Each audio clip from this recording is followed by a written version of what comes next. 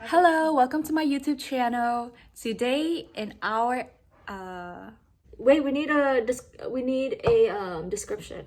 Come join us as we discuss some scary personal experiences with shamanism and discuss. Oh, we have to take these off. Why? Because we can't sponsor any water. What? Bro, Isn't this just for fun? Is it for your Facebook or what? It's for her YouTube. Oh. I'm Cynthia. I'm May. And I'm Lisa. And we are Apartment 102. Hey. So today Apartment 102 will be discussing our personal experiences with shamanistic culture and whether we believe or not, based on our perspective, if shamanism is scary. So we decided to just record this because we were eating and we were talking about like the shamanism culture and and we were talking about it because I came across a podcast and they were talking about shamanism and I'm like, hey, why don't and I shared it with my roommates and I was like, this is interesting. Not a lot of people know about shamanism. Not a lot of people know about Hmong people in general. So why not record and educate y'all And bond with each other. Yeah, exactly. Yeah. And bond with us because Apartment 102, we're tight. I'm talking about the Scared to Death podcast.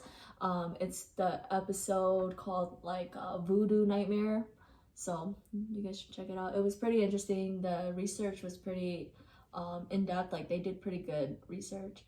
So yeah, in that podcast they were pretty much talking about 叫做 which is like sleep paralysis, and pretty much just talking about how people Hmong people have died in their sleep, and so I was just like, we'll talk about shamanism. I've never personally experienced sleep paralysis. Cynthia hasn't either, but we do have someone that has experienced it. Lisa. Yes, I've encountered many experiences. At least I want to say about 10. But then moving into the apartment, from when we first moved into the apartment, you experienced it still a lot of times, right? Pretty, yeah, a lot. Yeah. Beside me, 2 of my roommates' boyfriend also experienced sleep paralysis. Yeah. And which is pretty weird and scary because they don't experience it. It's just me and the guys. So Yeah. Lisa, can you explain more about sleep paralysis and what it's actually like? Yeah, because as somebody who never experienced it, we don't understand. Obviously it's scary. Let's get that part. Yeah. So you're fully aware and you're Yes. so are you awake as in conscious as if you were awake during the day, or is it just kind of you're lucid dreaming? it's a mixture of both. A mixture of both? Yes, Okay. it's a mixture of both, and then you can experience different stuff, seeing things or actually feeling them sitting on you and putting pressure on you. Where do you usually feel that pressure? My pressure, people have different pressure points. My pressure are usually my ankles. They come and grab my ankles. She lives with me. No, yes, those are I feel like the main pressure point is are your your chest. Yeah, your neck area, your chest area, right? From what I've heard. So it's pressure. It's not really a tingly sensation. It's just kind of you feel that weight. You can't breathe, kind of. Yeah. Right. Mm-hmm. That's why I know Molly was saying when Jerry did it, he couldn't breathe, kind of. Yeah. That's when she woke him up. So then how long do those usually last, and how do you combat that to really put yourself in the situation okay, this is what's happening, how do I get out of this situation? I feel people have different methods of getting out of it. Me, I move my shoulders. That's how I usually. So those are the only areas that are mobile to you? Yes. Okay. Yes.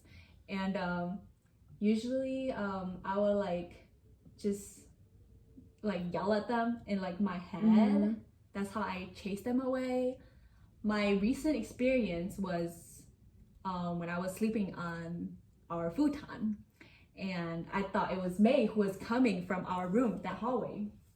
I guess it was not May, and Well, it was in the form of me. it was in the form of May, and she was walking from our hallway towards the living room, and she was saying happy birthday to me, and it was my birthday weekend too, you know.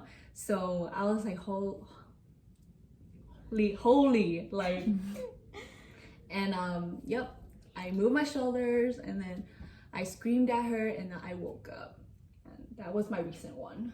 Yeah, and then because I was sleeping in the room, and then I came out, and she was like, "Did you come out and sing happy birthday to me?" I was like, no, I was sleeping." Yeah. And that was when the first time I came out of the room after your incident. I mean, you know, like after you woke up, you know. So I'm just gonna backtrack it a little. One thing I heard, well, I watch ASMR. I think I know what that is, ASMR. And I learned from this ASMR artist that whenever you feel like you have sleep paralysis, or you feel like something is interfering with your sleep, when you feel that way, you're supposed to really put yourself in the zone and be like, okay, this is what is happening. You have to imagine yourself spiritually getting up from the bed and walking around in the room, and really invade the space that you're in order to remove that, you know, that negative energy that you're feeling. But I've never experienced this, so I've never done it. But there were definitely cases where I did feel that way, but I don't think it was. Do you want to tell them Taeying's story? Well, What did he I don't really remember much, but he just kind of told me the morning when we woke up, and he was like, I think I got sat on, is what he said. And I was like, oh. Was it his first time? It was, well, I'm not sure if it was his first time, but I believe it was his first like paranormal experience here. Okay. You know, so I didn't go into deep detail about it because I didn't really believe him, because he's not really the kind of person to really like fall to that kind of activity. So that's all I remember from it. But I personally have never had any personal paranormal experiences here in apartment 102 besides the experiences that my roommates have, because I don't like the dark, but it's not really an issue for me because I always sleep with the lights on. And there's like a lot of like noises that goes on in our apartment because we're on the lower level. So we hear noises from outside, on top, like upstairs and on the side, and there's a heater in my room. And then like it's just like it's super squeaky all the time. So I'm not really scared because I usually just make up like reasonable reasons why it's like that. But May, have you ever had any supernatural experiences here? No, because it's been like 2 years now almost 2 years since we've been in this apartment, and I haven't experienced anything scary. I mean, just in my whole life, like I don't think I've ever experienced anything like scary. I think I have, but then they don't affect me that much. Yeah, I mean, I've only had one like scary encounter, but it wasn't like scary. Like now, if I think back on it, it's just kind of like, oh, I mean, it was scary in the moment, you know. But other than that, it was like, okay. But yeah, so like, go ahead. Oh no, go ahead. I was just gonna dive into shamanism. What were you gonna say? For me, I feel like my whole life I've always been like scared. Not scared, but I've always made up reasons like, oh, maybe it was just because, you know, I was wearing a coat and my hands were getting constricted or whatever, or you know, maybe I was just hearing things. So you always like kind of made it like made it seem reasonable, kind of like a psychological reason, like, oh, maybe I was just like this or like that, or maybe it was. But I always made it coincidental, you know. I never was like, oh, like crap, or oh shit, there's a ghost right there. You know, I never thought that way. It's just maybe not how my brain processes. But I can talk more about the spirituality within that as we talk about shamanism. So May or Lisa. Oh, but just to add onto what Cynthia said, I do think it's like, it's just, you just have to take care of your mental health too. I feel, for sure. Because I remember like I experienced like Dachua for like a week, and that was exam week. So oh gosh, yes, but that was after your grandpa. No, it was during my grandpa's like he was really sick, so my grandpa was really sick. So it was that during that time. So I was like going to Madison, coming back, staying up till like 4 or 5 in the morning, sleeping for 3 hours, and experiencing like those stuff for like that hour. Yeah. So in addition to that, I think that a lot of entities attach themselves to negative energy.